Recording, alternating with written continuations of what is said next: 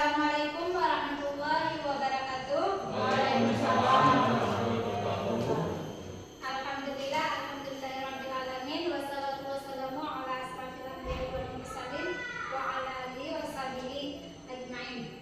Yang saya hormati Bapak Kepala Sekolah dan rekan-rekan guru yang sudah hadir pada hari ini. Nah, tanpa memperpanjang mukadimah, langsung saja. Hari ini kita berkumpul di sini dengan tujuan saya adalah melakukan pembahasan coding yang telah saya pelajari selama pelatihan lebih kurang 3 bulan.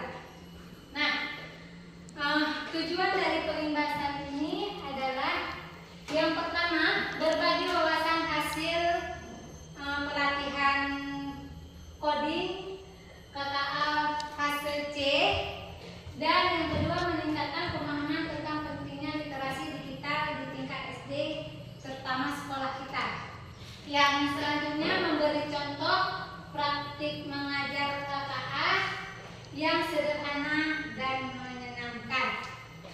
Nah, baik Bapak Ibu, ketika Bapak Ibu mendengar coding dan KA atau kecerdasan artifisial, apa sih yang ada di pikiran Bapak Ibu? Halo? Iya, yang terbayang di pikiran Bapak Ibu apa? Apa itu coding? Bagaimana itu KA? Komputer, ya. IT yang tentang IT. Jadi selama ini kalau kita berpikir tentang coding, pasti yang ada di pikiran kita adalah komputer, IT.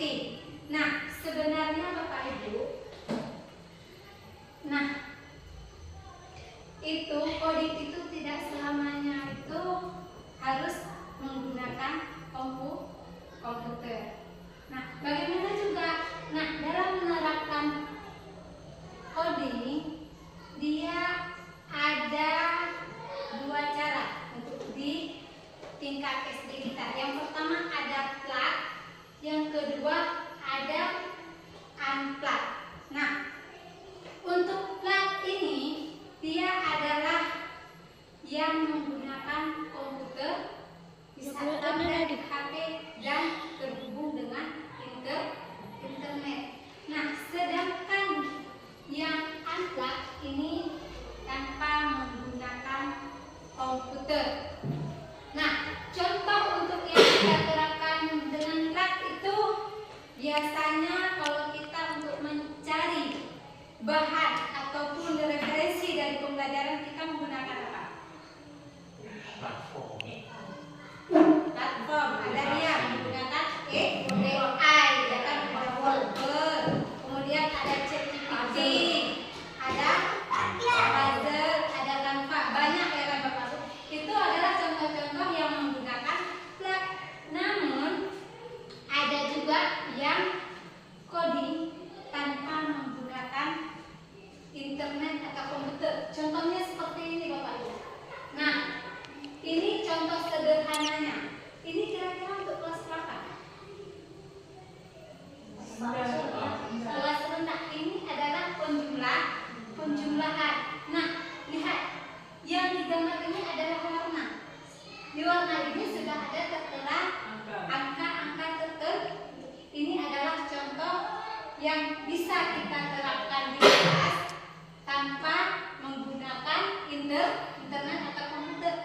Namanya unplat. Kemudian ada contohnya lagi. Nah, menghitung benda. Ini contoh soal untuk menjodohkan atau pasangkan. Kemudian ada lagi, nah ini contoh untuk pelajaran penjumlahan juga yang matematika.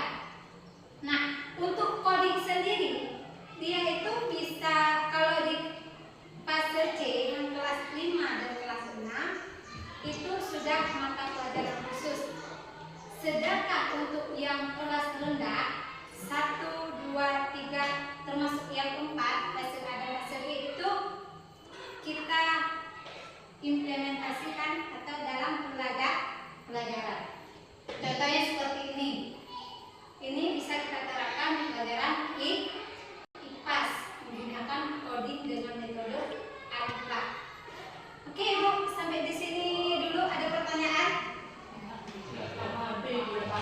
Terus sudah paham. Oke, selanjutnya. Nah, dalam elemen pembelajaran coding dan kecerdasan artifisial dia ada 4. Yang pertama adalah berpikir komputasional, ada literasi digital, ada coding dan kecerdasan artifisial, dan pemanfaatan dan pengembangan kecerdasan artifisial.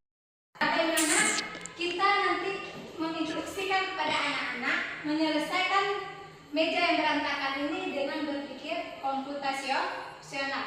Ada 4 prinsip. Yang pertama ada dekomposisi, pengenalan pola, atraksi, dan algoritma.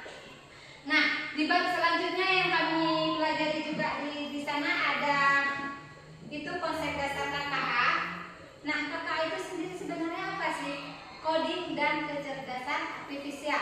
Dia adalah teknologi buatan yang bisa memecahkan masalah, belajar, dan membuat keputusan secara otomatis. Nah, kemudian cara kerjanya bagaimana? Nah, cara kerja KA atau AI yang biasa kita kenal, yang pertama kita masukkan dulu datanya, baik itu pertanyaan, perintah suara, teks, atau gambar. Nah, si KA tersebut nanti akan memproses. Setelah dia proses, barulah di sini keluar atau hasilnya, atau kata lain outputnya. Nah, selanjutnya ada manfaat dari KA. Kira-kira apa sih manfaat AI bagi kita? Mempermudah pekerjaan. Iya, untuk mempermudah pekerjaan. Oke, nah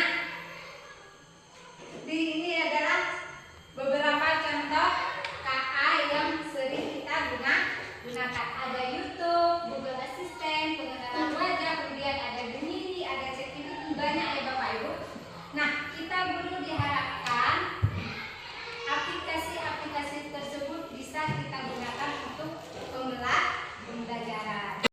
Yang bisa merefleksi hasil dari pembimbingan kita hari ini ada.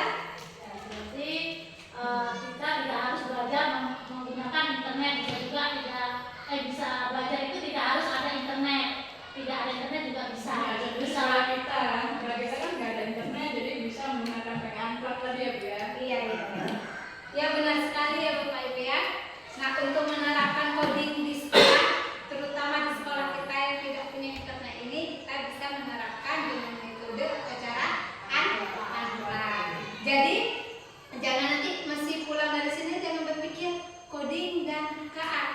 Sekolah saya tidak bisa menerapkan itu karena di sekolah kita tidak ada jaringan. Tidak ya Bapak Ibu, kita bisa menggunakan metode yang kedua. Baiklah Bapak Ibu, saya rasa cukup sekian penjelasan dari saya. Lebih kurang saya minta maaf.